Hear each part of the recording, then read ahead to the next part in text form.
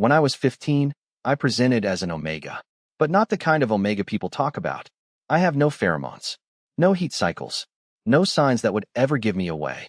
The only thing my body still has is the ability to reproduce. A defective Omega.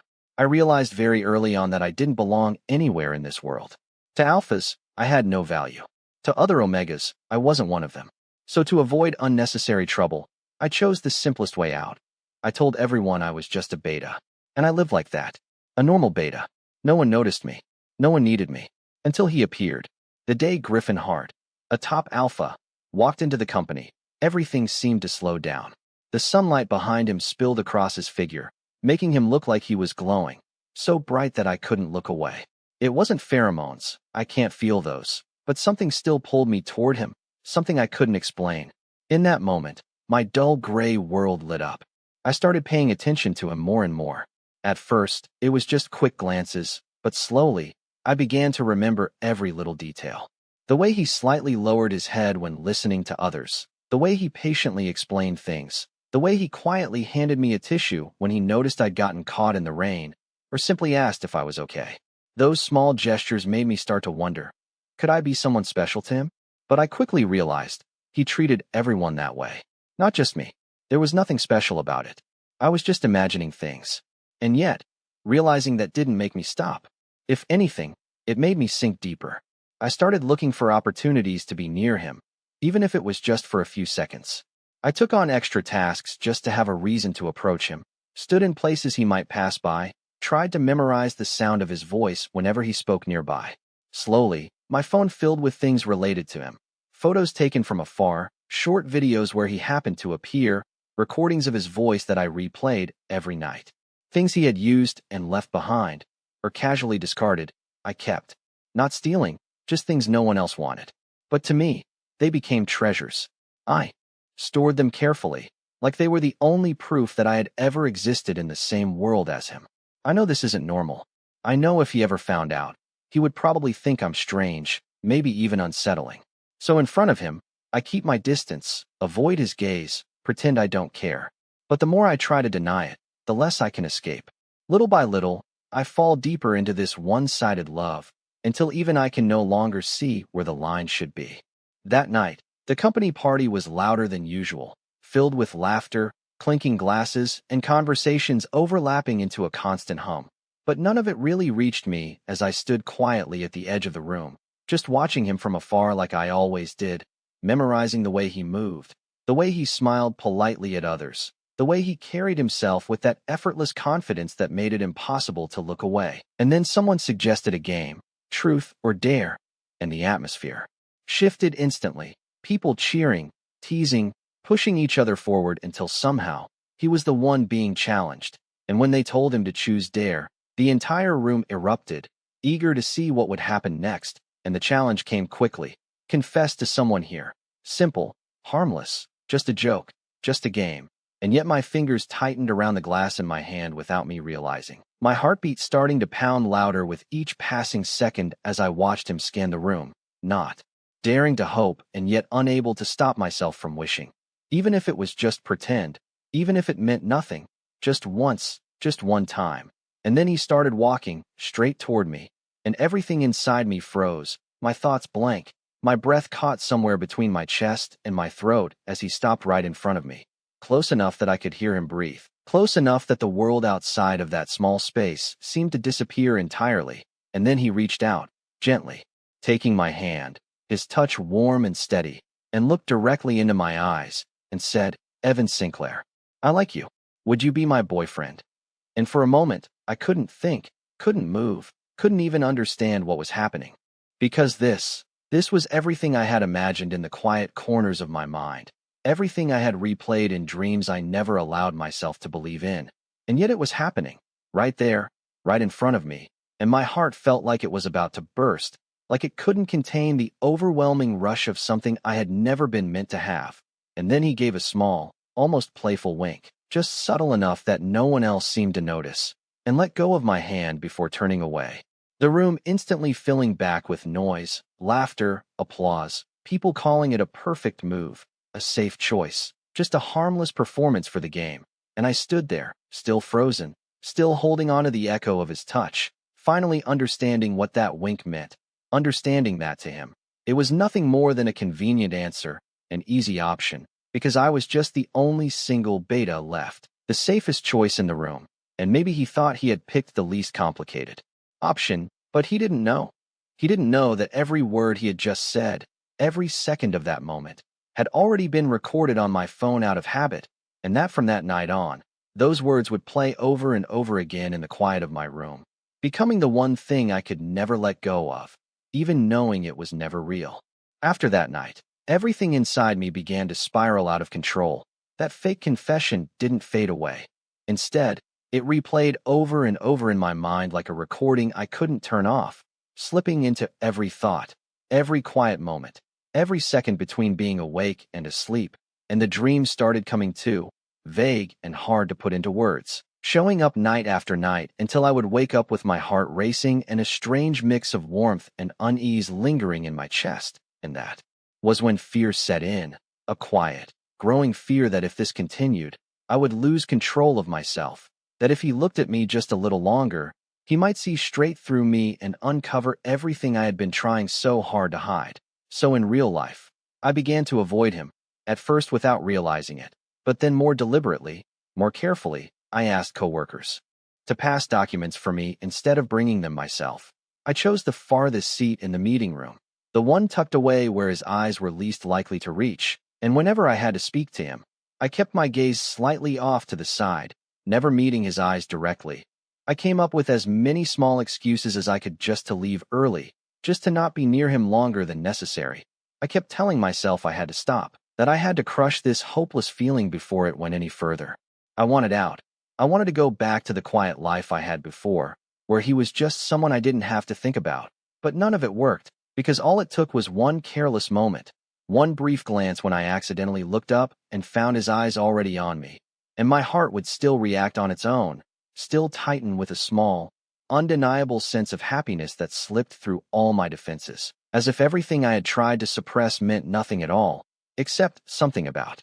The way he was looking at me now felt different, not the same as before. Things started to show faster than I expected. "Hey, are you okay? You've been acting kind of weird lately," a coworker asked while standing next to me at the coffee machine. I paused for a second, then shook my head. "I'm fine. Just a little tired," I said, but she kept looking at me like she didn't believe it. By noon, another colleague stopped by my desk and lowered their voice. "You and the boss, something going on?" My fingers tightened around my pen. "No," I answered too quickly, faster than normal, so fast it even sounded fake to my own ears. Then that afternoon, the coworker I was closest to pulled me into a quiet corner of the hallway. "Hey, the boss asked me about you." My heart skipped. "About what?" I tried to keep my voice steady. "He asked if you've been okay lately, said you seem different." She studied my face. "Are you sure nothing's going on?" I stayed silent for a few seconds, then forced a small smile. "It's really nothing," I said, but in my head there was only one thought repeating. "This is bad. I've gone too far." And before I could even prepare myself, an internal message popped up on my screen. "Evan, come to my office." My hands went cold instantly. I stood outside his door for a few seconds, took a deep breath, then knocked. "Come in," his voice came from inside. I opened the door and stepped in. The door clicked shut behind me, soft but final, echoing in my head like a closing verdict. "Have a seat," he said, gesturing to the chair across from him. I sat down, back straight, hands resting stiffly on my knees, barely daring to move. He looked at me for a moment, then frowned slightly. "Are you that tense?" I immediately shook my head. "No," I said, only to realize how dry my voice sounded. He let out a quiet breath, then softened his tone. "You handled last week's project well." I blinked in surprise, glanced up at him for a second, then quickly looked back down.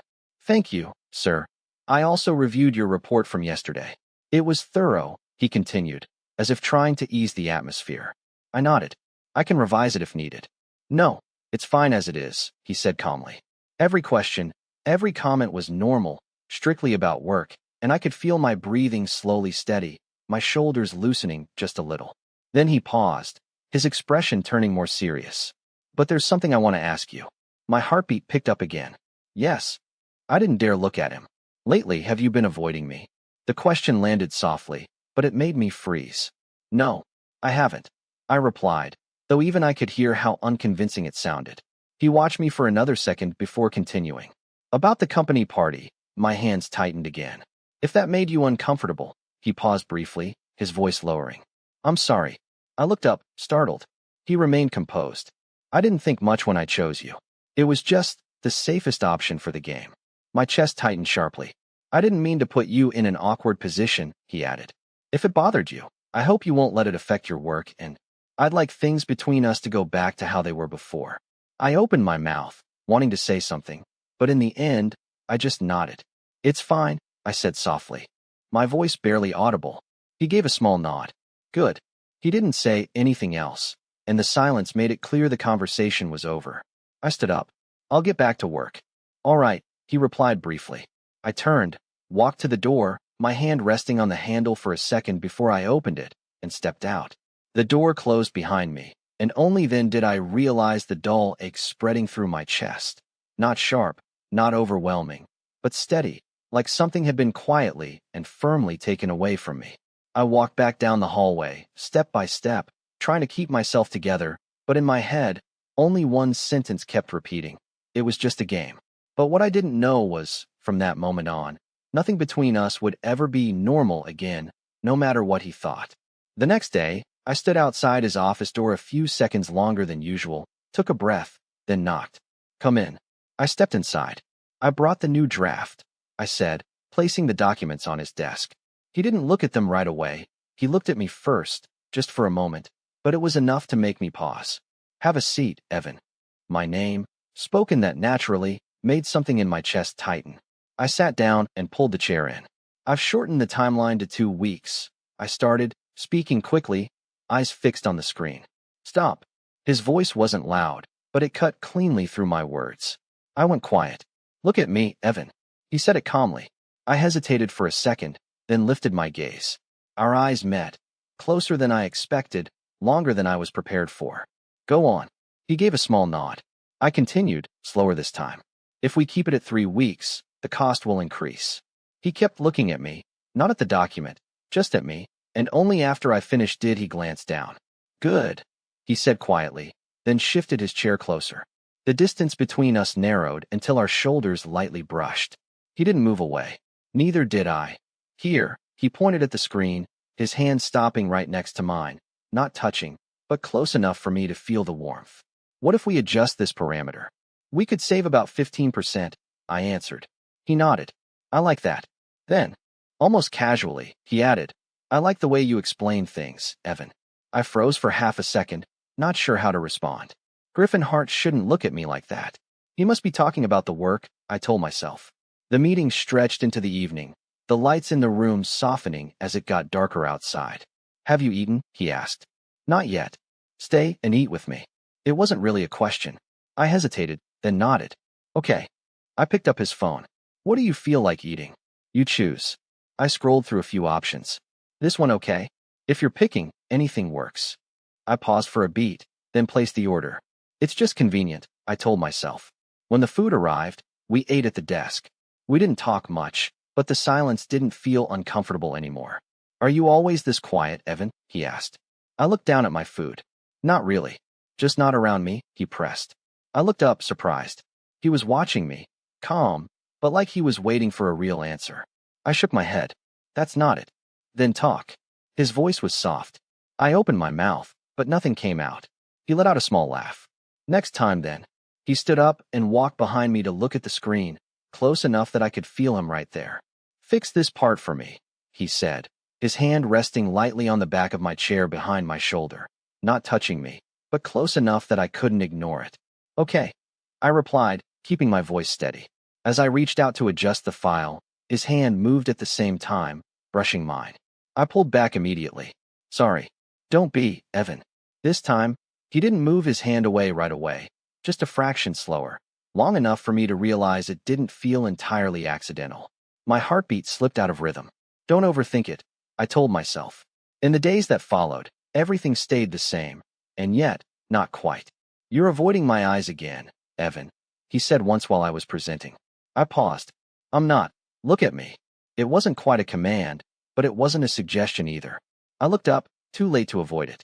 His gaze held mine longer than it should have, unhurried, steady, like he was testing something. Then he gave a small nod. That's better. I immediately looked down, my heart racing. It's just work, I repeated in my head. But somehow, the distance between us kept disappearing, and what was happening between us no longer felt completely accidental. That night, we stayed late again, the project finally nearing its last stretch, the office almost empty, the quiet settling in like something heavier than usual. I stepped out to grab food, and when I came back, I stopped at the door, because Griffin Hart was asleep in his chair, head tilted slightly, tie loosened, the sharp, controlled version of him gone, replaced by something softer, unguarded, real, and my chest tightened before I even understood why. Maybe because I knew moments like this wouldn't last, that once the project ended, I wouldn't have a reason to stay this close to him anymore. And that thought alone pushed me forward, one slow step at a time, until I was standing right in front of him, close enough to see every detail I had memorized from a distance. I hesitated, just for a second, like I was standing at the edge of something I shouldn't cross, but my hand still lifted, my fingers brushing lightly against his cheek. Warm, real. I traced the line of his face slowly, the bridge of his nose, the faint tension still resting there even in sleep, and then my hand paused near his lips, the same lips I had only ever reached in dreams, and my heartbeat turned uneven, loud, impossible to ignore, but I didn't go further. I couldn't. I just stayed there, caught between wanting and stopping myself, until suddenly my wrist was caught, firm and sudden. I froze, my breath hitching as his eyes opened. But something was wrong. His gaze wasn't clear, wasn't steady, it was darker, heavier, burning in a way that made the air feel too thick to breathe. His hand was hot, too hot, as it tightened around my wrist. Griffin. I barely got his name out before he pulled me forward, and I lost my balance, falling straight into his chest, heat radiating off him instantly, his heartbeat fast and uneven against me, his arms wrapping around me, tight, almost desperate, like letting go wasn't an option. I instinctively tried to pull back, but he held me closer, and then his voice, low and rough, unsteady, right against my ear. I'm sorry. Evan, help me. Just for a little while. My name in his voice shattered whatever resistance I had left. It was too close, too real, too much like everything I had imagined, and I couldn't push him away. I couldn't say no. Instead, I went still, then slowly relaxed, letting him hold me, his hand sliding up to the back of my neck, fingers pressing there. And even though that place was supposed to be nothing, empty, unresponsive, a sharp shiver still ran through me. He leaned in, closer, his face near my neck, breathing uneven, searching, and then he murmured, voice low, almost disoriented, "You smell so good." Evan. Panic flickered through me, because there shouldn't be anything there, nothing at all, and yet he didn't let go, his grip tightening just slightly, as if he had found something only he could sense, and with every second, with every touch, every breath against my skin, my body started reacting in ways I couldn't understand, couldn't control, heat building under my skin, my thoughts scattering, a strange, unfamiliar dampness creeping in that made my breath catch, and I couldn't even name what was happening anymore, couldn't tell where it started or how to stop it, only that in his arms, with him calling my name like that, I was being pulled deeper into something I had no way of escaping. We stayed like that for a long time, his arms wrapped tightly around me, holding me as if I might slip away, and for a brief, fragile moment, it felt almost like we were something more than what we were supposed to be, like the space between us had quietly disappeared, until slowly, I felt his grip loosen, his arms falling away, the warmth of him lingering on my skin for just a second longer before it was gone. And that absence hit harder than I expected, a quiet ache settling in as I realized what it had been, a moment of lost control, nothing more, just the effect of his rut, his breathing gradually steadied, his voice returning to normal as he stepped back. "I'm sorry," he said, running a hand through his hair. It came earlier than I expected. I took something for it, but it must have taken time to kick in. I lowered my gaze, forcing myself to stay calm. "It's okay. I understand," I said softly, even though my chest still felt tight. We ate in an awkward silence after that, neither of us quite knowing what to say, and when we finally finished, he offered to drive me home, The ride was quiet, filled with everything we didn't say, while my mind stayed trapped in what had just happened, replaying it over and over, until his voice broke through. "We're here." I blinked, pulled back into reality. I reached for the door. "Thank you," I said, about to leave, but a hand caught mine, firm but not forceful, stopping me. I froze, my heart skipping. "I'm still waiting for your answer," he said, his voice lower now, steadier. "Answer to what?" I asked, barely above a whisper. "That night," he said, looking at me. "It wasn't just a game for me what I asked you. I meant it." My breath caught. "Do you want to be with me?" Everything went blank, like the world had tilted just slightly out of place. I couldn't tell if this was real or if I was still caught in some dream I hadn't woken up from yet. I didn't know what to say, didn't know how to react. "I know you've been watching me," he added quietly, and I looked at him, startled, like I wanted to ask how he could possibly know that. He held my gaze, calm, certain. "Your eyes don't lie, Evan," he said. "You always look at me. You just didn't realize I've been." Looking back, something inside me gave way, and before I could process it, he leaned in, closing the distance between us, his lips brushing mine softly at first, hesitant, like he was giving me time to pull away, but I didn't. I couldn't. The moment stretched, deepened, the warmth of him grounding and overwhelming at the same time, until everything else faded into the background. And when we finally parted, I was left breathless, my thoughts scattered beyond recognition. "Can I take that as a yes?" he asked quietly, his voice almost teasing. I nodded without thinking. Unable to form words, he stepped out of the car, walked around, and opened the door for me, just like always, but nothing felt the same anymore. Before I could fully step away, he leaned in again, pressing a light kiss to my lips, softer this time, lingering just enough to leave an imprint. "Good night, Evan," he murmured, "my boyfriend." I walked into my apartment in a daze, everything around me blurred, unreal, and yet the warmth still lingering on my lips, the echo of his voice, the way he said my name. Those things told me this wasn't a dream, it was real. I was really with him now, and then the thought hit me all at once, sharp and impossible to ignore. I'm just a beta, so why would someone like Griffin Hart choose me? The next morning, I barely slept. I lay there all night with everything replaying in my head until the alarm went off, and it felt like I hadn't rested at all, my body heavy, my mind slow. I stood in front of the mirror for a few seconds, staring at the dark circles under my eyes before forcing myself out the door. I arrived at the office in a haze, everything slightly out of focus, until I walked in and saw him. Griffin was already there, like he always was. He looked up the moment I stepped in, his gaze lingering on my face just a second longer than usual. "Morning, Evan." It took me a beat to respond. "Good morning, Mr. Hart." My voice came out a little rough. He frowned slightly and walked closer. "You okay?" I nodded quickly. "I'm fine," but he didn't believe me. I could see it in his eyes, and before I could step back, he reached out and caught my wrist, pulling me gently toward him, his fingers sliding down, weaving through mine, lacing our hands together like it was the most natural thing in the world, his palm warm against mine, holding just a little tighter than necessary. "Evan," he said, his voice dropping. I stilled, my heartbeat slipping out of rhythm. "You're not fine." Before I could argue, his other hand came up to my forehead, the distance between us closing until I could feel his breath. "You didn't sleep," he murmured, like a quiet conclusion, and he still hadn't let go of my hand, his fingers tightening slightly, as if he had no intention of letting go. I swallowed. "I'm really okay," I repeated, but my voice lacked conviction. He studied me for a second longer, then let out a soft breath, still holding my hand, not rushing to release it. "Don't call me that when it's just us," he said quietly, close enough that only I could hear. I froze. "Griffin," I said without thinking, almost instinctively. He gave a faint smile, subtle and close, and only then did he finally let go, though the warmth lingered in my hand. "Conference room.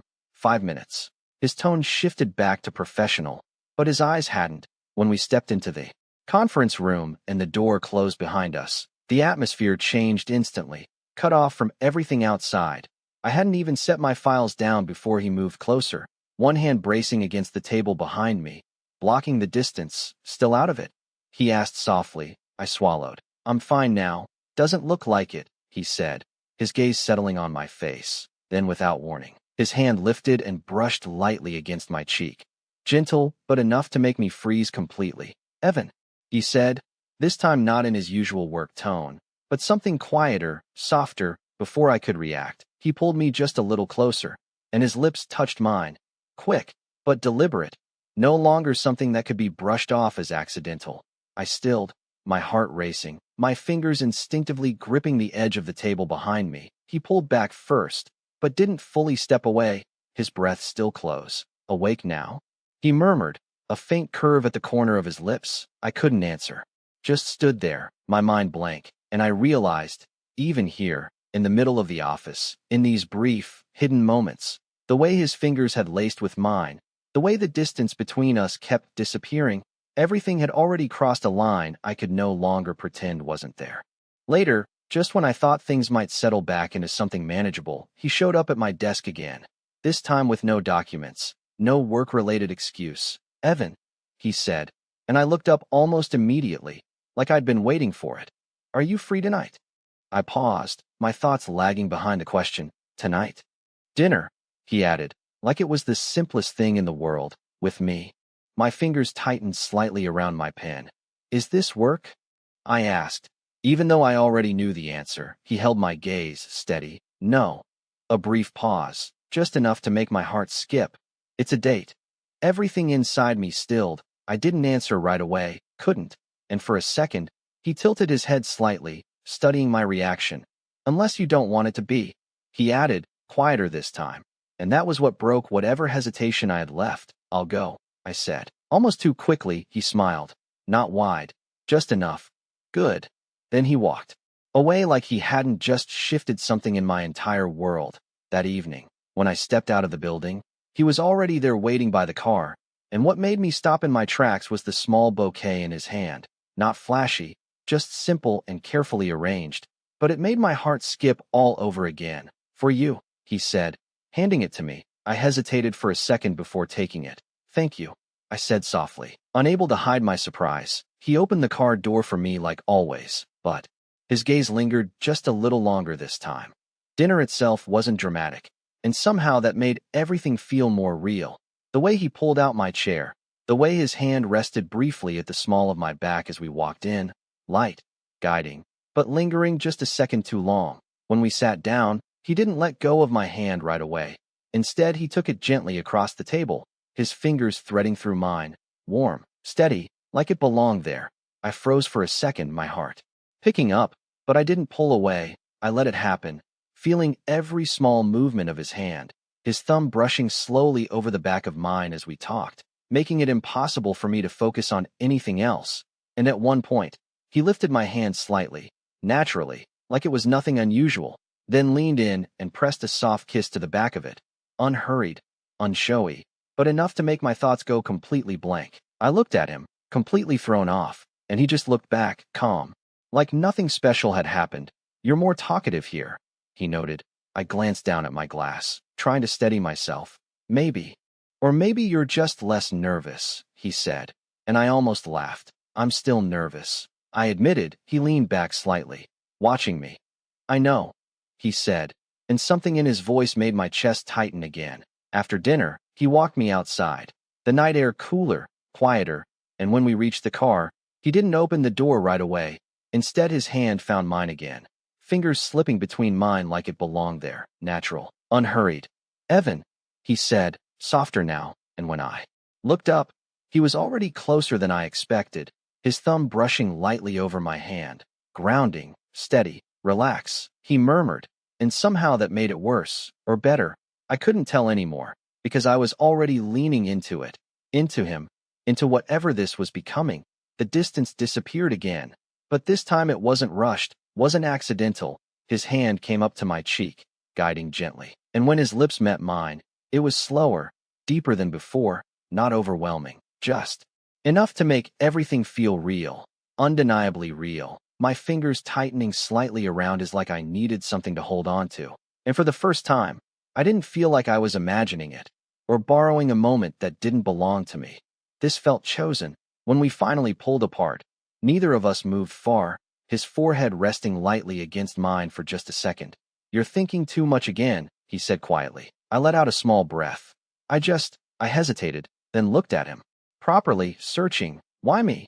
The question slipped out before I could stop it. I'm not anything special. My voice dropped slightly. I didn't finish the sentence, but I knew he understood. He didn't answer right away, just looked at me like he was weighing something. Then his hand tightened slightly around mine. You really don't see it? He asked softly. I shook my head, and for the first time, he didn't look amused or calm or in control. He looked certain. Then I guess I'll just have to show you, he said, his thumb brushing once more over my hand. And this time, when he leaned in again, there was no hesitation left between us at all. We didn't get into the car right away. We just stood there in the quiet, the city noise fading into the background, his hand still holding mine, fingers laced, warm and steady. Why me? I asked again, softer this time. Griffin didn't hesitate. He looked straight at me. From the first day I walked into that office, I noticed you, he said, simple and direct. You weren't like the others. I frowned. I'm just a beta, I said, and even to my own ears it sounded small. He stepped closer. No, you're not just anything, he said, his hand lifting to brush lightly against my cheek, keeping me from looking away. You kept sneaking glances at me, and every time I caught you, you'd freeze, then disappear. He smirked faintly, like a rabbit. My face burned instantly. There are dozens of people in that office who like you. I pushed back. Why me? He didn't take long to answer. Because you never try to be noticed, and I still noticed you, he said, straightforward, his grip on my hand tightening slightly. You work harder than anyone, he went on. Not to impress anyone, but because you think that's the only way you're enough? I went quiet, unable to argue. He watched me for a second, then continued, still direct. I saw you sit there and listen to a client yell at you for almost an hour, he said. No interruptions, no reaction, just listening. I stiffened slightly. And in the end, that same client sent a letter praising you, he added. Everyone thinks you're gentle, that you just take it. He paused, his gaze locking onto mine. But I know exactly the kind of tricks you use to deal with coworkers who try to play dirty. My heart skipped. Of course he knows, he sees everything. I didn't respond. He went on. You don't fight loud, but you don't lose either. My fingers tightened in his without thinking. He stepped closer again, his other hand resting lightly at the side of my neck, holding me in place. And you're kind in a way that makes no sense, he said, blunt as ever. You jumped into the water to save a stray puppy, then stood there regretting your phone. I closed my eyes for a second, embarrassed. He let out a quiet breath, his tone softening just a little. It was stupid, but it was real. I didn't know what to say, just stood there. And every month, you send half your paycheck to that orphanage, he continued. I froze. That's where I grew up? I said quietly. They took care of me. I just wanted to give something back, he nodded once. Yeah, I figured. Then he looked at me again, steady, clear. You were raised right, his hand tightened around mine. You're smart. You work hard, and you're not weak. He paused, then said it plainly. And you're beautiful. I shot back immediately. Beautiful how? I'm nothing compared to an Omega. He didn't hesitate. I don't care about Omegas, he said, firm. If I think you're beautiful, that's enough. My heart skipped. Then when did you start liking me? I asked. He held my gaze. When I realized I kept looking for you, he said. Every room, every meeting, my eyes went to you first. His grip tightened slightly. After that, it stopped being a choice. I swallowed. But I'm just a beta, I said, softer now, less certain. I can't give you anything. He cut me off. I don't need it, he said, direct. Medication is enough. Then he paused, his eyes narrowing slightly. But, his voice lowered. Are you really a beta? My heart skipped. But this. Tom, I didn't hesitate. I looked straight at him and answered immediately, firm and certain. It's just laundry detergent. No pause, no doubt. Like it was obvious. He studied me for a second, like he was weighing it. Then didn't push further, just tightened his hold on my hand. But inside me something shifted. His question lingered. Should I tell him that I'm actually a defective Omega, that I don't have pheromones, that I don't go into heat, that I'm nothing like any Omega he's ever known? I looked at him, at the way he held my hand, the way he looked at me without hesitation. Then I took a quiet breath and pushed it all down. Not now. I'll tell him. Just not yet. And before I could think any further, his hand lifted to my chin, tilting my face up, pulling me closer, his lips brushing against mine, slow and certain, like none of those questions mattered right now. It happened on an ordinary night, the kind of quiet that makes everything feel closer than it should. We had just gotten back to my apartment after a long day. Griffin set his keys down like he'd done it 100 times before. Natural, familiar. You should get some rest, he said, loosening his tie. You look exhausted. I nodded, trying to stay normal. I'll put on some music, I said, leaving my phone on the table before heading into the kitchen to make tea. A few minutes later, the music suddenly cut off, and then a voice filled the room. His voice, low and unmistakable. I like you. Will you be my boyfriend? My heart stopped for a second, the cup in my hand almost slipping. I turned immediately, rushing back out. Wait. I grabbed my phone, quickly switching the track, my fingers unsteady, not daring to look at him. But then I froze. Griffin was standing by the shelf, a small stack of photos in his hand. Photos of him. Photos I had taken. The drawer beside him still slightly open. My stomach dropped. Griffin, my voice caught. He looked at me, not angry, not upset, just tilting his head slightly like he was putting things together. The drawer was open, he said calmly, lifting the photos a little. And I saw pictures of myself, so I got curious. I didn't know what to say, just stood there, completely still. He glanced briefly at my phone, then back at me. That recording just now, he said, not finishing the sentence. But I understood. My grip tightened around the phone. My mind blanked for a second before I let out a breath. It was from that night, I said, quietly. The company party. He didn't interrupt, just watched me. Waiting, I swallowed. I recorded it. I admitted, no point hiding it now. Not just that. I added, my eyes flicking to the photos in his hand. Those two. The silence stretched for a moment, heavy but not sharp. I know it's weird, I said quickly, my voice lower. I know it probably looks creepy. I let out a quiet breath. If you're uncomfortable, Evan, he cut in, calm and steady. I stopped immediately. He looked at me, then down at the photos, flipping through them slowly. Not like he was judging, more like he was taking them in. You kept all of this? He asked, no accusation in his tone. I nodded slightly. Yeah, because I like you, I added, forcing the truth out. He was quiet for a second, then set the photos down carefully on the table, like they mattered. Then he walked toward me, slow, deliberate, until there was almost no space left between us. His hand lifted, brushing my wrist before sliding down to lace our fingers together. Natural, familiar, like nothing had changed. I'm not uncomfortable, he said, direct. I think it's clear. I looked up at him, surprised. Clear? He nodded. Slightly, his thumb brushing over the back of my hand.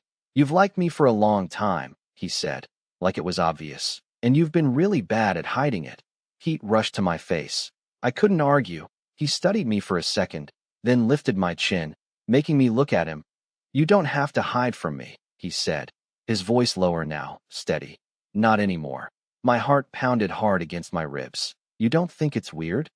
I asked quietly. He shook his head. No, he said, certain. I think it's real. Then he leaned in, his lips brushing mine, slow and deliberate, not rushed, just enough to make everything else go quiet. And from that moment on, things changed, not all at once, but in all the small ways that mattered. He started staying over without asking. I stopped pretending I wasn't waiting for him. Mornings became shared coffee in the kitchen, quiet and easy. He'd stand behind me, his hand resting lightly at my waist as he reached past me for a mug, like it was the most natural thing in the world. Sometimes his fingers would find mine without looking, lacing together like a habit. Evenings slowed down, softer. We'd sit close on the couch, shoulders pressed together, his arm draped behind me, pulling me a little closer without a word, like he didn't even realize he was doing it. But he did. He always did. Stay. He'd say when I shifted, just one word, low and easy, and I would, because I wanted to, because being near him felt right. Too right. Nights blurred into shared routines, quiet meals, small touches, lingering looks that lasted a second too long. And for the first time in my life, everything felt real, not imagined, not one-sided, real enough that I didn't need to replay those recordings to fall asleep anymore, because now, I had him, right there beside me, real, warm, close enough to touch. About 4 months in, I stopped pretending I didn't know exactly what I was doing every time I lingered by his car. It always started the same way. A normal workday. A casual, I'll walk you out. And then somehow we were still standing there 10, 20 minutes later, neither of us getting in. You're doing it again, Griffin said one night, leaning against the driver's door, watching me like he already knew. I looked away. Doing what? Stalling, he said. Simple. I let out a quiet breath. Didn't argue this time. Stay a little longer, I said, barely above a whisper. He didn't smile. Not really. But something in his expression softened. Instead of opening the door, he reached out, caught my wrist, and laced his fingers through mine, firm, like he wasn't planning to let go anytime soon. You're not even trying to leave anymore, he said, low. I glanced down at our hands, then back at him. I know. That became our rhythm without either of us saying it out loud. Quick dinners, turning into long conversations in parking lots, takeout bags forgotten between us while we talked about nothing important. Some nights we stayed in the car with the engine off, windows cracked, city noise drifting in, neither of us in a hurry to fill the silence. Other nights I'd say something dumb just to break it, then immediately regret it, and he'd look at me for a second too long before answering, like he was holding back a smile, like he didn't want to make it worse for me. You always overthink it after, he said once, and I frowned.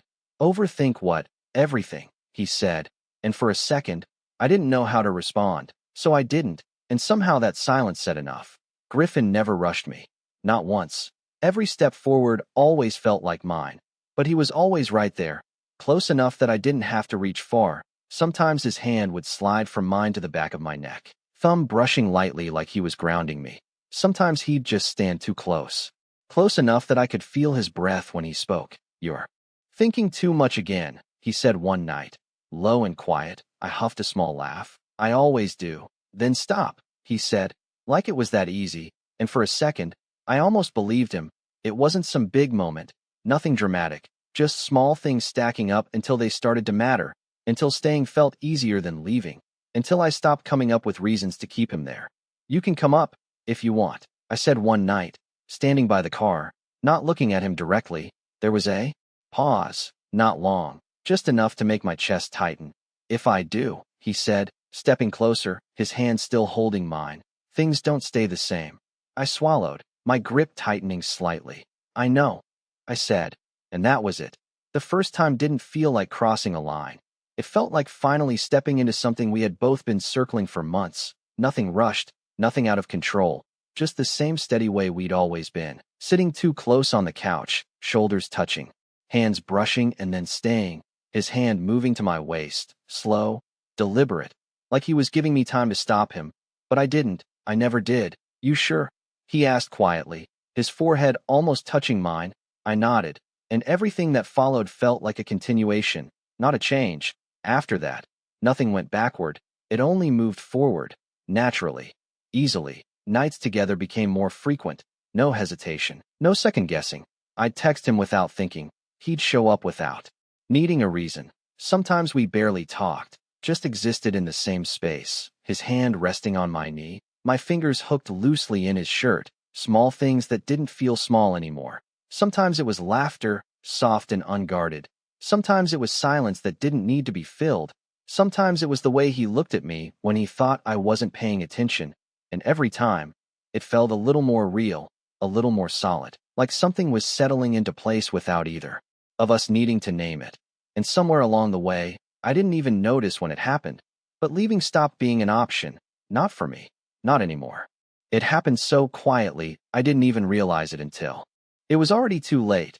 I had always been careful, obsessively careful. I knew my body, knew exactly what it was capable of, and I never let myself forget that. Every time we got close, I made sure there was protection, no exceptions, or at least, that's what I believed. I don't know when it slipped, I don't know which moment I stopped paying attention, or maybe I just trusted too much, but one morning, standing alone in my bathroom, staring at two faint pink lines on a small plastic stick, everything inside me went completely still, my fingers loosened, the test nearly slipping from my hand as I slowly sank down against the cold tile floor.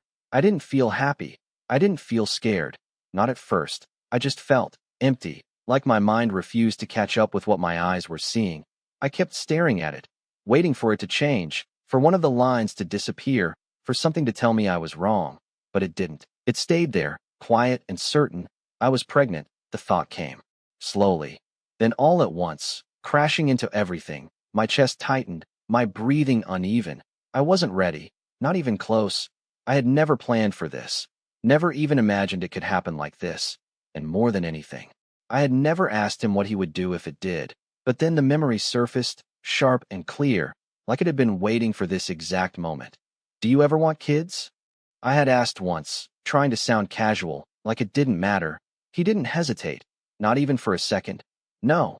Just one word, flat, certain, final.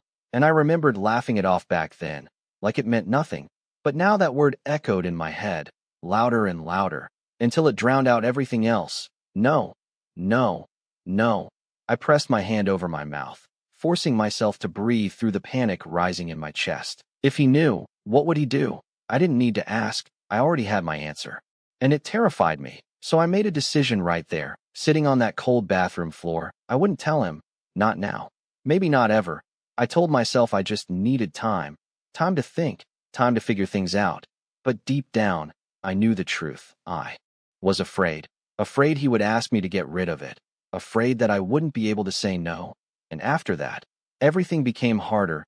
Nothing changed on the surface. I still went to work, still saw him, still let him hold my hand, still let him stay over. But inside, something had shifted. My body started giving me away in small, quiet ways. Nausea hitting me without warning. Dizziness that made me grip the edge of my desk just to stay upright. Exhaustion that no amount of sleep seemed to fix. I started pulling back without meaning to, avoiding his eyes, stepping away when he got too close, finding reasons to leave early, to go home alone, to not let him stay the night. You're doing it again, he said one evening, his voice low, familiar, but this time it didn't feel the same. I forced a small smile. Doing what? Even I could hear how weak it sounded. His gaze lingered on me, longer than usual, searching, like he could feel something was wrong but couldn't see it yet. You're pulling away, he said quietly, not accusing, just certain. My chest tightened. I looked away. I'm just tired, the easiest lie I had.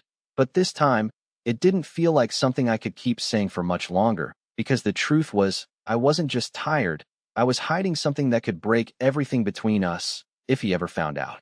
I needed to know, before it was too late, not guess, not hope. No. So I started small, like it didn't mean anything, like I wasn't testing him at all. Whenever we walked past a park, a sidewalk, anywhere there was a child nearby, I slowed down, sometimes stopped completely, crouching a little to make a face at them, letting them grab my fingers, laugh at nothing. But my attention was never really on them. It was on Griffin, always on him, watching the way his eyes followed me, not the child. Me, like he was trying to figure something out I hadn't said out loud. And that only made it harder to breathe. One afternoon, we passed a young mother standing near the curb, gently rocking a newborn wrapped in a soft blanket. I stopped without thinking, my eyes fixed on the tiny movement. Cute, right? She smiled, noticing me. I nodded, a little. Too quickly. Yeah, really cute. She studied me for half a second, then asked, do you want to hold him? My body went still, instinctively. I looked at Griffin. He didn't move, didn't say anything, just watched. So I nodded, slow, careful. The baby was placed into my arms, and the moment his weight settled against me, something inside my chest tightened sharply. He was warm, impossibly small, so fragile I felt like even breathing wrong could hurt him. My hands adjusted automatically, holding him closer, like my body already knew how. His tiny fingers curled against my sleeve, and that small, simple touch hit me harder than anything else. My throat tightened, my vision blurred for just a second. I swallowed it down, forcing myself to stay steady. You're doing great, the mother said softly. I let out a shaky breath, almost a laugh. He's lighter than I expected. I murmured, still not looking away. For a moment, everything else disappeared. Then I remembered why I was doing this. I turned, just slightly. Do you want to try? I asked, looking at Griffin. But the second our eyes met, I knew something was wrong. He didn't step forward, didn't even shift. His jaw tightened just a little.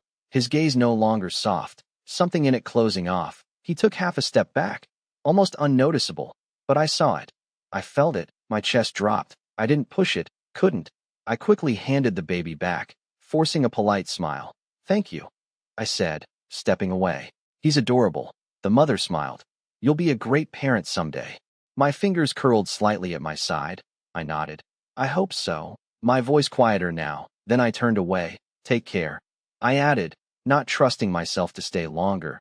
Griffin followed, silent, the space between us heavier than before. I could feel it pressing against my chest. After a few steps, I couldn't take it anymore.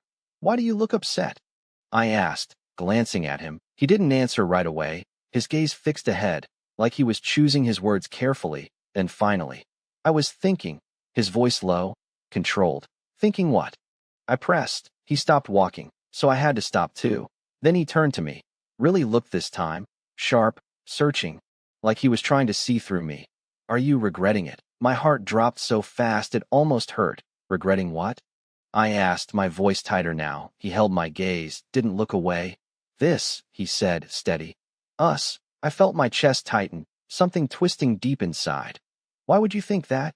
I asked, but even to my own ears, it didn't sound convincing enough. His expression didn't soften. Because people always go back, he said, quieter now, but heavier. To what makes sense? I frowned slightly. What does that even mean? He exhaled slowly, like this wasn't something he wanted to say, but couldn't hold back anymore. A normal life, he said. Marriage, kids, all of that. The word lingered in the air between us, heavier than anything else he had said, and for a second, I couldn't speak, because the irony hit so hard it almost made me dizzy. He thought I was the one who might walk away for that kind of life, when in reality, I was already standing in the middle of it, carrying something that would change everything, alone, and the worst part was, he didn't even know. The silence between us didn't break after that conversation. It stretched, heavy, uncomfortable, following us through the rest of the evening. I could feel it in every step, every breath, every glance I avoided, and I knew I couldn't keep this up much longer, not when everything inside me was already on the edge of falling apart. I stopped walking first, my hand tightening into a fist at my side. Griffin. My voice came out lower than I expected. He turned to me immediately, like he had been waiting for this, his eyes sharp, searching. What is it? He asked, steady. I swallowed, my throat dry, my fingers trembling slightly before I clenched them again, forcing myself to stay still. What if I told you? I hesitated, my gaze dropping for a second before I forced it back up. That I don't really have a choice anymore. His brows drew together just slightly, confusion flashing across his face.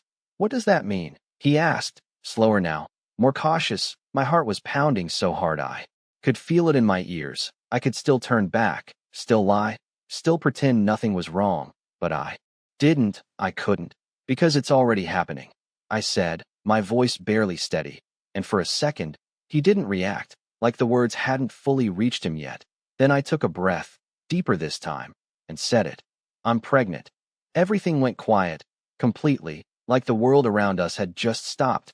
Griffin didn't move, didn't speak, his eyes locked on mine, unreadable, and for a moment, I thought I had made a mistake, a terrible mistake, but I didn't look away. I couldn't anymore. And I'm not a beta, I added, softer now, but clearer than anything I had ever said before. I saw it then, the shift in his expression, the way something flickered across his eyes, shock, realization, something deeper I couldn't name. My chest tightened, but I kept going, because I had already crossed the line. There was no turning back now.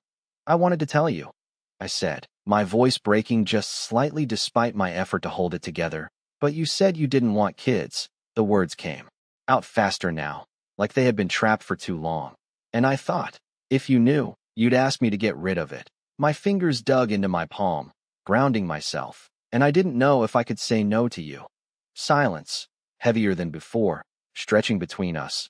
I couldn't read him, couldn't tell what he was thinking, and that terrified me more than anything else.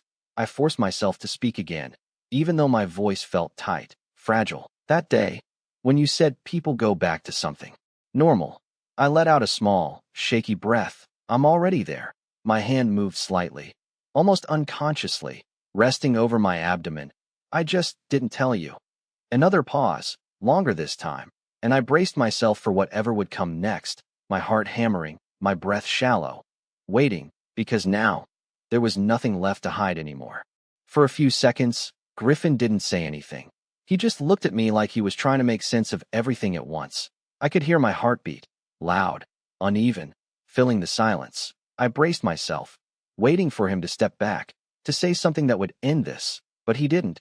He took a slow breath, ran a hand briefly over his face, then looked back at me, sharper now. Say that again, he said, low. I swallowed, forcing the words out. I'm pregnant. No hesitation this time. His gaze dropped for a split second to where my hand rested over my abdomen, then back to my face, his jaw tightening. How far along? He asked, direct. I blinked, caught off guard. I'm not sure yet. He nodded once, already thinking ahead. We're going to a doctor. Not a question. I stared at him, my chest tightening. Griffin, I thought you. I said I didn't want kids. He cut in, calm but firm. I didn't say I'd walk away if it happened. The words hit hard, something in my chest cracking open. You should have told me, he added, quieter now. I looked down, fingers curling. I was scared. I admitted, barely a whisper. I thought you'd tell me to get rid of it. No, he said immediately, sharper this time. I flinched and he noticed, his voice lowering, steadier. Don't decide that for me. I lifted my eyes, searching his face, still trying to understand. And the beta thing? He asked after a beat. More careful now. I hesitated, then nodded. I'm an Omega, I said, the words settling differently now that it was out. Just not a normal one. He didn't question it, didn't doubt it, just watched me, processing. That night, he said slowly. I wasn't imagining it. I shook my head. No, silence again. But this time it didn't feel like something breaking. It felt like something shifting into place. Griffin stepped closer, steady, his hand reaching out, pausing just long enough to give me the choice. I didn't move, so he closed the distance, his fingers wrapping around my wrist, sliding down to lace with mine. Familiar, grounding. We figure this out, he said, looking straight at me. A brief pause. Then, together, my throat tightened, my vision blurred, and for the first time since I saw those two lines, I could finally breathe. The clinic smelled faintly of antiseptic and something too clean to be comforting. I sat on the edge of the exam bed, fingers twisting together while Griffin stood a step away, arms folded but eyes fixed on me, steady, present. The doctor glanced over the report, then back at me. You're a little run down, she said, matter of fact. Stress. Early symptoms, nothing alarming, but you need rest. I nodded, barely listening. And you shouldn't be handling this alone, she added, her gaze shifting briefly to Griffin. Staying close to your alpha will help. Consistent pheromone exposure can stabilize both you and the baby. You may not sense it clearly, but that doesn't mean your body, or the baby, doesn't need it. The words landed heavier than expected. I felt Griffin's attention. Sharpened beside me, the doctor continued. Reduce stress, regular checkups, and don't isolate yourself. She closed the file with a soft snap. You'll be fine if you take care of it properly. Outside the clinic, the air felt different, lighter, but also heavier in a way I couldn't explain. I took a few steps before Griffin caught my wrist, the now familiar grip grounding me instantly. You're coming home with me, he said. Not harsh, just certain. I blinked. Griffin, you heard her, he cut in, calmer now, but no less firm. You shouldn't be alone. I hesitated, instinctively pulling back a little. I can manage. No, he said. Simple. And this time he didn't let go, his fingers tightening slightly around mine before lacing them together. You don't have to. I looked at him, searching. You're half asking, half forcing me. I muttered, a weak attempt at resistance. Something in his expression shifted, softer, but unwavering. Then say I'm not giving you a better option, he replied, quiet, direct. I exhaled slowly, the tension leaving my shoulders without me realizing it. Fine, I said at last, and something in his gaze eased, just a little, his thumb brushing lightly over the back of my hand. Good, he said, softer now, as if that was all he needed. On the drive back, the silence wasn't heavy anymore. It settled around us in a way that felt stable, safe. When we reached his place, he didn't rush anything, just guided me inside like it had always been this way. Like there was no question about it. Later that evening, when I was sitting on the couch, still trying to process everything, he spoke again, quieter this time. I've always been able to sense it. I looked up, confused. Sense what? He met my eyes, steady. Your pheromones. My breath caught. I shook my head instinctively. I don't have any. You do, he said, not arguing, just stating it like fact. They're faint, almost non-existent, he admitted. But they're there. I stared at him, unable to respond.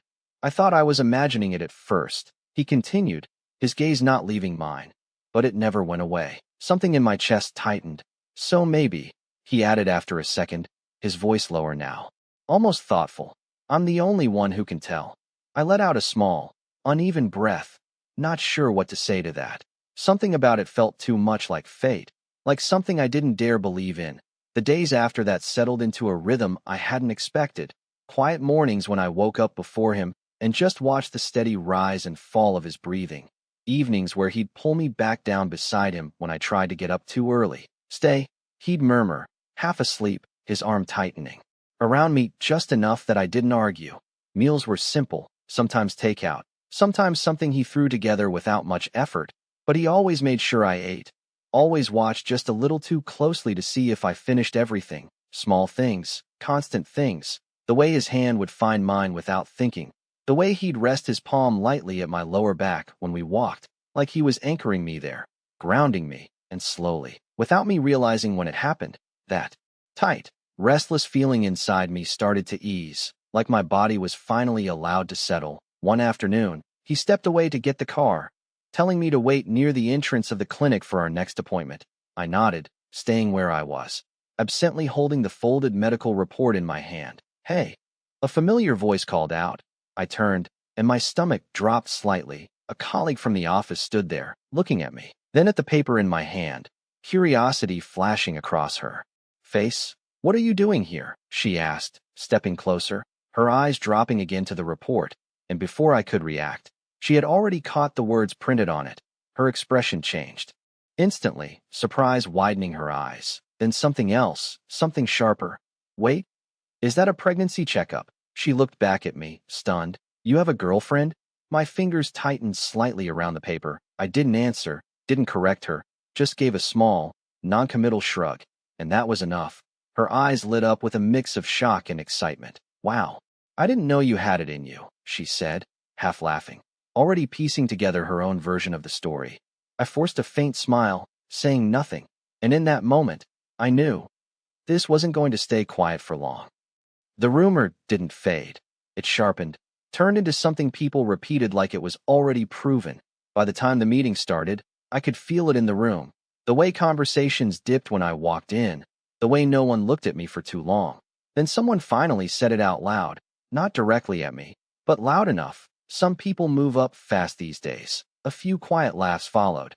I didn't react immediately, just set my folder down, opened it, then looked up, calm, steady, since. We're talking about that, I said, and the room went still. Let's be clear, I tapped the page once. Last quarter, I closed 53% of this team's total output. No one moved. Every report is logged. Every number is traceable. I added, voice even. If anyone here thinks I didn't earn this position, say it now.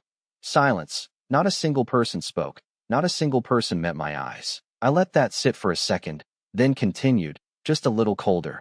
And since fairness seems to matter so much today, HR will be reviewing individual performance next cycle. A chair shifted. Someone looked down at their hands. I didn't raise my voice. Didn't need to. As for the rest, I added, what I do outside of work isn't part of your job description. That should have been enough. For me, it was. But then someone pushed it further, a little too bold, a little too late. So the girlfriend thing isn't true. The room tightened again. I didn't answer right away, and that hesitation was all they needed. I heard she's pregnant. The same voice continued. If that's true, isn't this a little unethical? A few people glanced between each other, waiting, watching, and then, that part is true. Griffin's voice cut in from the doorway, low, controlled, but it hit harder than anything said before. Every head turned. He walked in without rushing, without hesitation, his presence alone shifting the air in the room. His gaze swept once, then landed on me for half a second before moving back to the group.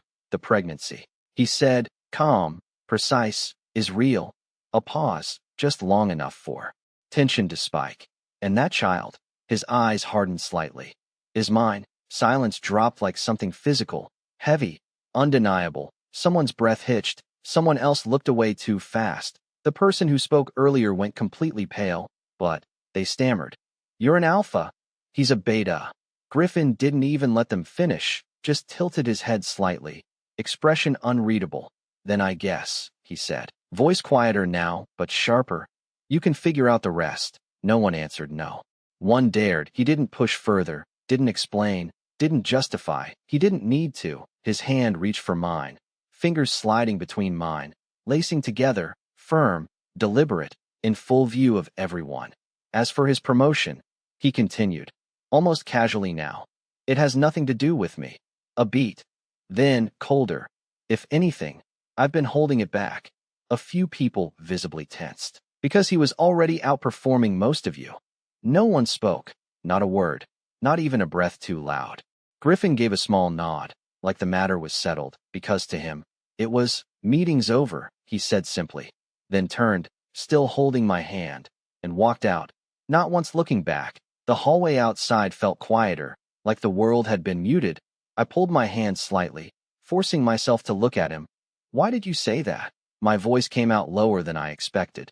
You didn't have to make it public. He stopped, turned to me fully this time, his grip on my hand tightening, just a little. Not enough to hurt, just enough to keep me there. I wanted to, he said. No hesitation, no regret. I frowned slightly. What if this causes trouble for you?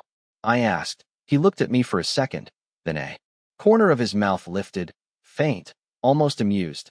I've been waiting for a reason to do that, he said, voice softer now, but steadier than anything else. Looks like I finally got one. The fallout at work settled faster than I expected, not because people suddenly changed, but because there was nothing left for them to argue with. The numbers spoke. Griffin's words sealed it. And for the first time in a long while, things felt quiet. A few days later, Griffin told me to keep a weekend open. No explanation, no hints, just a simple pack warm. I didn't ask more. I had learned by now that when he said things like that, he already had everything planned. When we arrived, I understood why. A private winter cabin tucked deep in the mountains, far from the city, far from noise, surrounded by endless white. The kind of place that felt untouched, almost unreal. I stood there for a second longer than necessary, taking it in. The silence, the snow, the air so clean it almost hurt to breathe. You like it? Griffin asked from behind me. I turned, nodding without thinking. It's beautiful. He watched me for a moment. Then his gaze dropped briefly, not to me, but lower, softer. Good, he said. All three of us needed this. My hand moved instinctively to my stomach, barely showing, but real enough to change everything. I let out a small breath, something between a laugh and something else I couldn't quite name. Yeah, all three of us. It was my first real trip like this, not a rushed business. Stop. Not something half-finished, but an actual break, and I felt it in the way my shoulders slowly relaxed, in the way I didn't check my phone every few minutes, in the way Griffin stayed close without saying much. The cabin itself was warm and quiet, wood and soft lighting, large windows looking out over the snow-covered slopes. There was staff that came by during the day to restock, clean, leave meals, then disappeared again, leaving us alone with the kind of privacy that felt almost dangerous in how peaceful it was. The first day passed slowly. We unpacked, settled in. I wandered from room to room like I needed to memorize it all. Griffin mostly watched, stepping in only. When I moved too fast, a hand at my elbow, a quiet, careful. The second day, we walked outside, the snow thick under our boots, the cold sharp but refreshing. Griffin adjusted my scarf without asking, his fingers lingering just a second longer than needed. I pretended not to notice, but I didn't move away either. At one point I slipped slightly on the ice, and he caught me before I even registered it, his hand firm around mine, fingers threading through mine naturally. He didn't let go after that, just kept walking, like it was the most normal thing in the world. By the third day, everything had settled into a rhythm, slow mornings, quiet meals, small touches that didn't need to be explained, the kind of calm that made it easy to forget everything outside those walls. And maybe that was why I didn't notice it right away. The shift, subtle at first, Griffin a little quieter, a little more distant in the way his hand rested on me, not pulling away, but holding back. I told myself it was nothing, that it was just the cold, the isolation, the long days, until that night, when the storm came in faster than expected, the wind picking up, the windows rattling, and something in the air changed with it, the kind of change you don't see, but feel, just before everything breaks. The shift hit all at once, not loud, not obvious, just wrong in a way I couldn't ignore. Griffin's arm tightened around me for a second before going still, his breathing slowed, then deepened, heavier than it should have been. I tilted my head, looking up at him. "Griffin?" He didn't answer, his gaze fixed somewhere past me. Jaw set. I pushed myself up from the couch, the blanket sliding off my shoulders. "Hey, what's wrong?" A pause. Then he exhaled through his nose, controlled but strained. "Nothing," he said, too quick. I knew that tone. "Don't lie to me," I said quietly. His eyes flicked to mine. Something sharp, something conflicted. Then he stood abruptly, the movement too sudden. "I'll be back," he muttered, already turning away. "Griffin." I stepped after him, but he was faster, heading straight for the bedroom. The door shut, and then, click, the lock turned. The sound small but final. I froze for half a second before moving again, reaching the door, knocking. "Griffin, open the door." Silence, then the faint sound of his breathing on the other side. Uneven now. I pressed my palm flat against the wood. "You're in rut, aren't you?"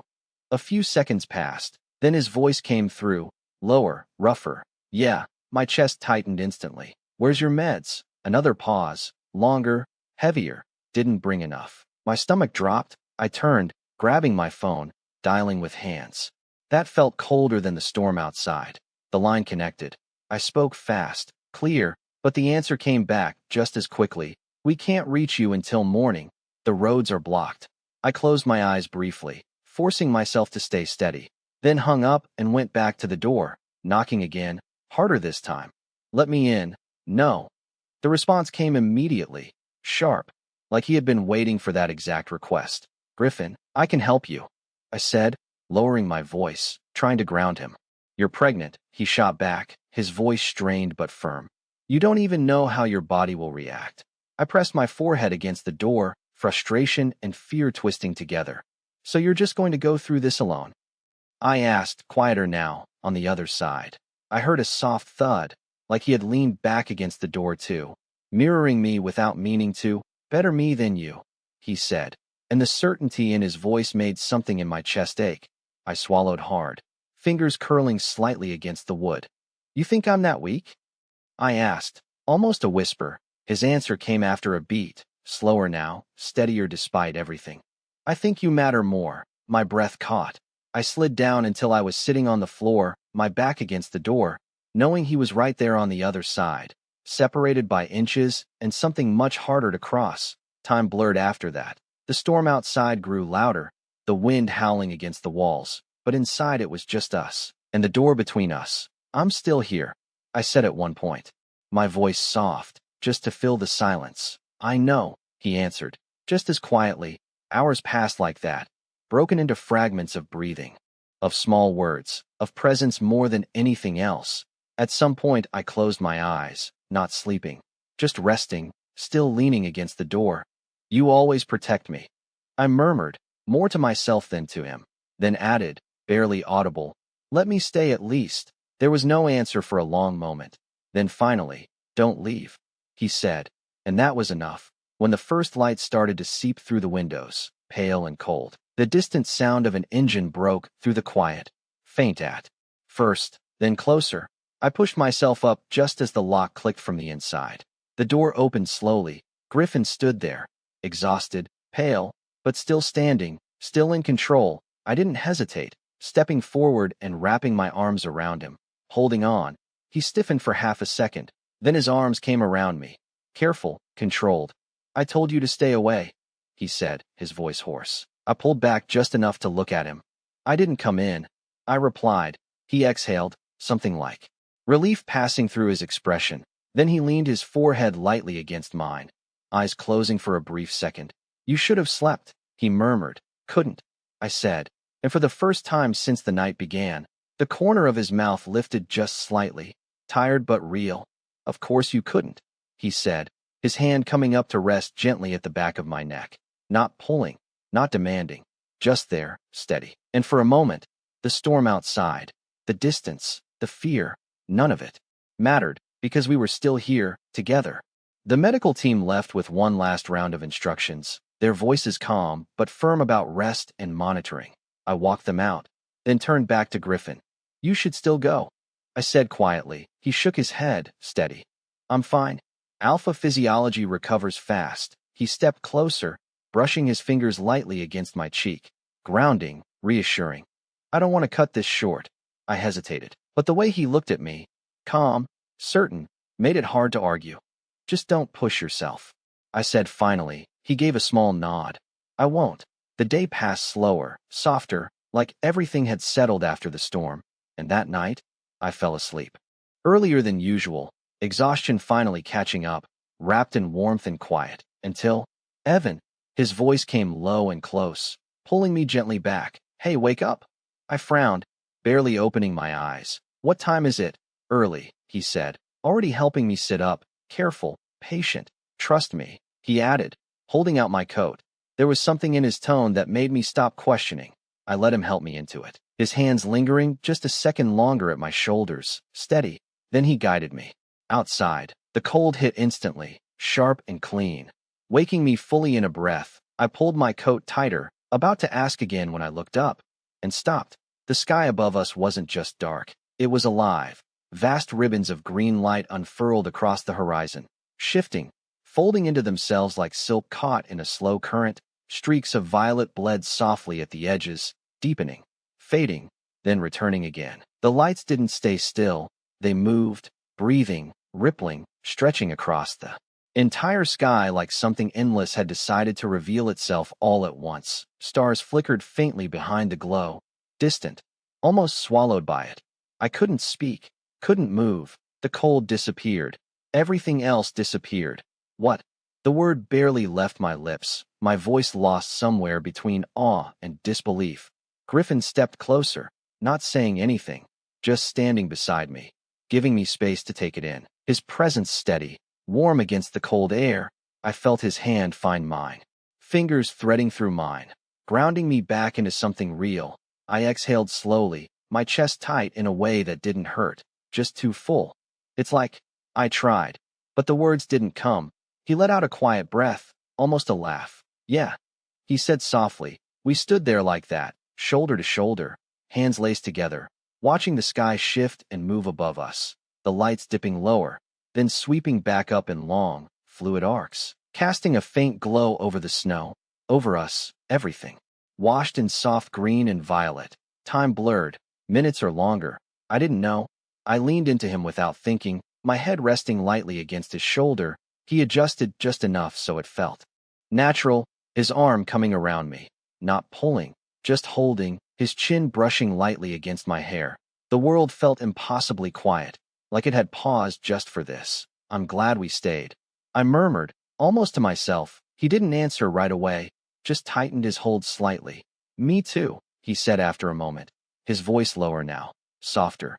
I closed my eyes briefly, breathing in the cold air, the warmth beside me. Everything settling into something I didn't want to name in case it disappeared, and then I felt it. The shift, subtle but unmistakable, his arm loosening, his hand slipping from mine. I turned slightly, confused, just as he stepped in front of me. His expression different now, not distant, not guarded, but certain in a way that made my breath catch. Griffin, I started, but the words faded as he lowered himself down, one knee pressing into the snow without hesitation. The cold didn't matter. Nothing did in that moment. My heart stuttered, everything narrowing. Down to just him. Just this. The sky still moving behind him like something unreal framing something even more real. I wasn't planning to do it like this, he said, a quiet breath leaving him. But I'm not waiting anymore. My vision blurred slightly, tears gathering before I could stop them. After last night, he continued, his voice steady, grounded. I realized I don't want another day where I'm not sure you're staying. My chest tightened painfully, my hands trembling slightly at my sides. So don't ask me if I'm ready, he said, looking straight at me, unwavering. Ask yourself if you are. A tear slipped down, then another, my breath uneven. You always do this, I whispered, voice breaking, making it impossible to say no. The corner of his mouth lifted just slightly, softer than I'd ever seen it. Good, he said quietly. Because I don't want you to. He opened the small box, the ring catching the shifting glow from above, reflecting the green and violet light in brief flashes. Stay with me, he added, lower now, more certain than anything else, for real this time. A beat, then, marry me. The words settled between us, simple, steady, undeniable. I nodded before I could even think, tears falling freely now. Yes, my voice barely held together, but it was real.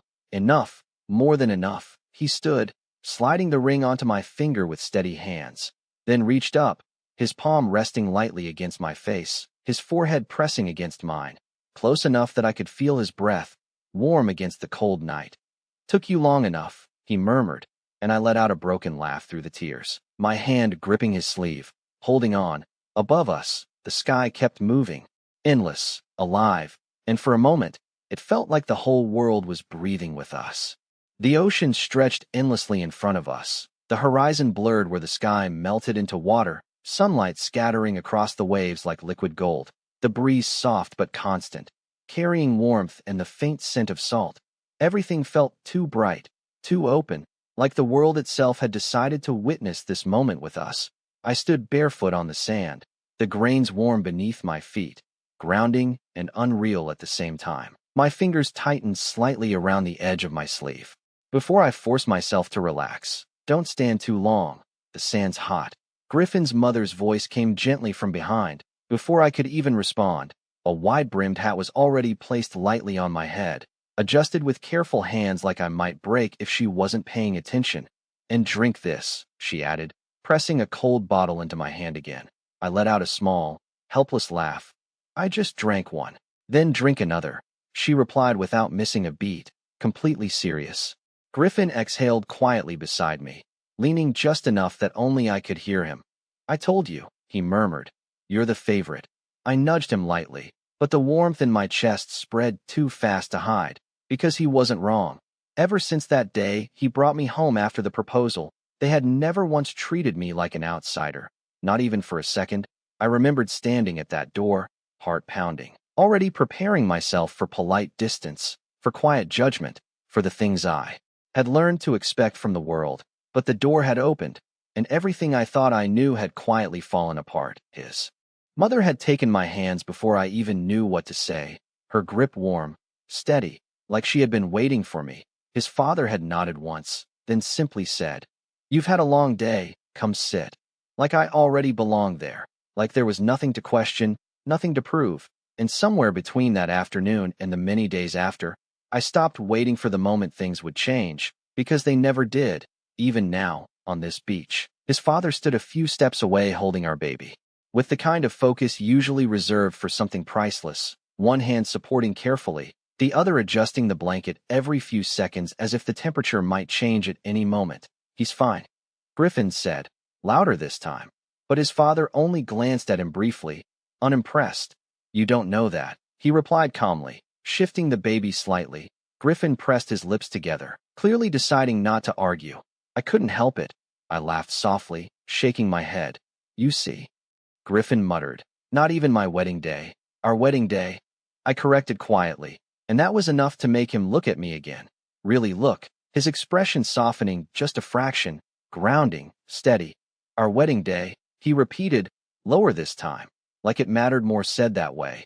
The ceremony began without any grand signal, just a quiet shift, a gentle gathering of attention, the sound of waves filling the spaces where music might have been. I stepped forward, and so did he, until we stood close enough that everything else faded. "You ready?" he asked softly. I nodded, my throat tight, but my voice steady enough. "Yeah." He took my hands, his grip firm, familiar, something I had come to rely on without realizing. "I choose you," he said, simple, direct, like always, no extra words, no hesitation, just truth.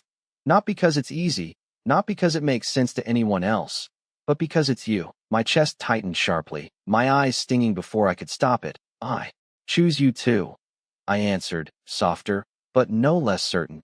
"Even when I still don't understand why you chose me." The corner of his mouth lifted slightly, like he had heard that before and would keep hearing it for the rest of our lives. We exchanged rings, the metal warm against my skin, real, grounding, Final in a way that didn't feel heavy, just right. His thumb brushed lightly against my knuckle as he slid it into place. A small, unconscious gesture that somehow meant more than anything else. Then he stepped closer, his hand lifting to my face, steady, gentle, and when he kissed me, it wasn't rushed, wasn't overwhelming. It was certain, like everything about him, like everything about us. And just as the moment settled into something quiet and full, wait, hold on. A voice broke in, half laughing, half panicked. I pulled back, blinking, turning just in time to see Griffin's father holding our baby a little further away than before, a visible damp patch spreading slowly across the front of his shirt. There was a beat of silence. Then laughter, real, unfiltered, warm. Griffin dragged a hand down his face, exhaling. Unbelievable, he muttered, already stepping forward to take the baby without hesitation, completely unfazed, like this was just another part of life now. Because it was, I laughed too, unable to stop, the kind of laughter that came from somewhere deep and light at the same time. His mother shook her head, smiling as she reached to fix the baby's blanket again like nothing had happened. Well, she said warmly, he chose the perfect moment. Griffin adjusted the baby easily in his arms, then looked back at me, one eyebrow lifting slightly, still want a perfect wedding. I shook my head, smiling through the blur of tears still clinging to my vision. This is perfect, I said honestly, and it was messy, unpredictable, alive. Everything I never thought I would have. Later, when the sun dipped lower and the light softened into something golden and calm, when the laughter faded into quieter conversations, I stood there, watching it all, trying to take it in, and it still felt unreal. Because not long ago, I had already decided what kind of ending I would get. I told everyone I was just a beta to avoid complications, to avoid being seen, to avoid disappointment. I planned a quiet, ordinary life, something safe, something small, and then he appeared. And everything shifted. I met his family and found a place I didn't know I was allowed to have. We signed our marriage papers quietly before the baby came, learned how to be parents in the middle of sleepless nights and small, overwhelming moments, and somehow, we made it here, not because everything was perfect, but because we stayed, through all of it. I looked at Griffin, then at the baby in his arms, then at the people around us. And for the first time, I didn't question whether I deserved any of it, because maybe that had never been the point. Maybe you don't have to be perfect to deserve something perfect. Maybe all you have to do is not run away when it finally finds you.